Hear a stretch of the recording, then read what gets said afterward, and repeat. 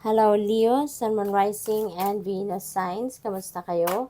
Sana po nasa mabuti kayong kalagayan. Welcome back po sa Star Tarot. Kung bago kayo dito, welcome din kayo. Thank you sa inyong support. I truly appreciate it. God bless you all. Tignan natin ang mga mensahe for Leo.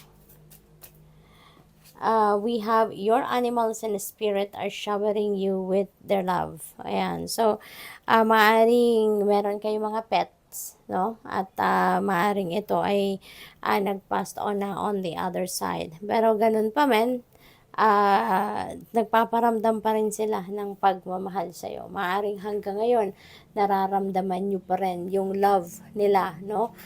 Sa iyo. Or patuloy silang nagpapadala ng, ng love para sa iyo in different ways. What else? We have only think positive thoughts as your desires are manifesting. Napakaganda. So, ano lang kayo? Positive mindset lang, positive outlook lang, positive thoughts, feelings, and emotions lang ang dapat ninyong i-maintain sa ngayon. Kasi nandoon kayo sa powerful energetic frequency ngayon and you are, merong pasensya na, hindi mo alam kung ano yun. Um, Nasa high energetic frequency kayo ngayon and you are manifesting your heart's desires. You are manifesting your, yung mga dreams siguro ninyo or mga goals ninyo, yung ganon. So, para hindi masabotage, no? Ang pagmamanifest ninyo ng mga minimithi ninyo sa buhay, no? Only think positive thoughts. Surround yourself with positivity. Alright? What else?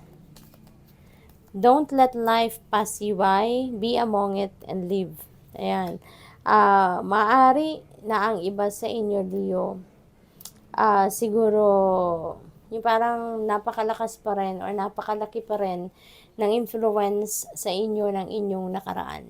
Maybe, even pagdedesisyon ninyo sa ngayon, maaaring iniisip nyo pa rin kung ano na ang nakaraan, kung ano ang nakaraan ninyo. Maybe lahat apektado ng inyong nakaraan. No, parang hindi pa rin kayo makalaya, parang hindi pa rin kayo makaalis doon sa anino ng past ninyo, no? Kaya itong sinasabi sa inyo, don't let life pass you by. Sayang naman ang pagkakataon na nandito sa ngayon, 'di ba? Hindi ninyo mai-enjoy, hindi ninyo nai-experience kumbaga 100% kung ano mga nag-unfold sa buhay ninyo sa ngayon because you are still attached or so attached to kung ano ang tapos na, no? Kung ano ang nakaraan na. Kaya itong mensahe para sa inyo. Your loved ones are guiding you from above. Yan, kaya wag kayong mag-alala, no, about your loved ones.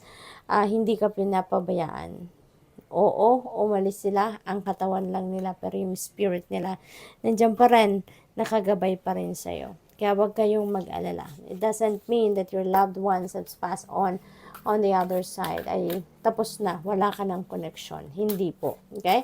And in this case, nagpaparamdam sila sa'yo na may mensahe sa'yo na they are guiding you. What else? We have 7 of Gabriel. Stand up for what you believe in. Okay? Panindigan ninyo kung anong pinaniniwalaan ninyo. Stand your ground. Okay? Magtiwala ka sa inyong sarili. Magtiwala ka sa inyong kakayanan. Yung ganon. You have that personal power. Gamitin ninyo yan. No? Para mapanindigan ninyo kung ano ang dapat. Kung ano ang tama. Okay? Huwag ninyong hayaan,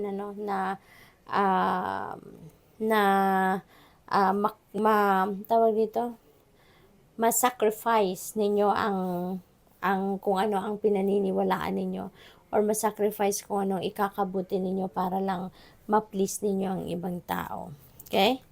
What else? We have 3 of Michael. Release the past. Ayan, 'di ba? Ano pa rin kayo? Yung parang attached pa rin kayo masyado sa inyong nakaraan. Ang mensahe sa inyo ni 3 of Michael, release the past. Okay? Release the past. Napakahalaga. Para makapag-move on na kayo. Para you'd be able to embrace newness, no? Para maalaw naman ninyo yung mga bagong sitwasyon, bagong tao, bagong pangyayari na mangyari, no? Or mag-unfold sa buhay ninyo na maaano ninyo, may experience nyo talaga 100%. Yung nandun kayo, yung nandun yung diwa ninyo, nandun yung presensya ninyo, yung puso ninyo, nandun, yung gano'n, no? So, it's time to move on, no? In other words, it's time to move on. What else? We have 4 of Michael. Ayan, so, kailangan na magnilay-nilay kayo, magmuni-muni kayo. Maaring ito yung kailangan ninyo para magising kayo sa katotohanan na ang nakaraan ay nakaraan na, ang nakaraan ay tapos na, that's already behind you. That should have no influence on you anymore kung ano man ang mga desisyon ninyo sa ngayon, 'di ba?